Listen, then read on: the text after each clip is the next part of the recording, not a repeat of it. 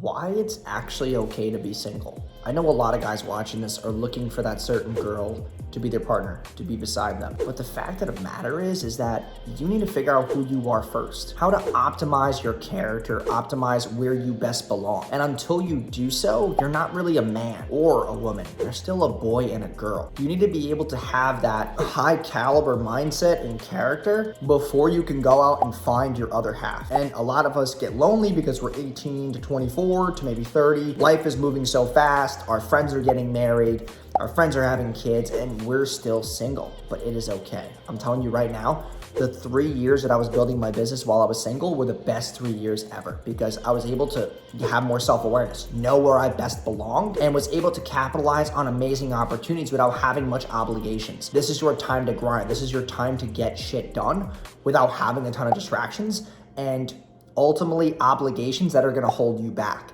You need to find out who you are first before you find your other half, and it's okay to be lonely. But find other activities or hobbies that you can still do alone or with your friends that allow you to get through that loneliness. That is crucial. Having friends, having a network, that's cool. But having to rely on somebody else to emotionally support you is going to bring you down notches because you're never actually gonna find out who you are. Who you are right now is being reliant on who another person is to you.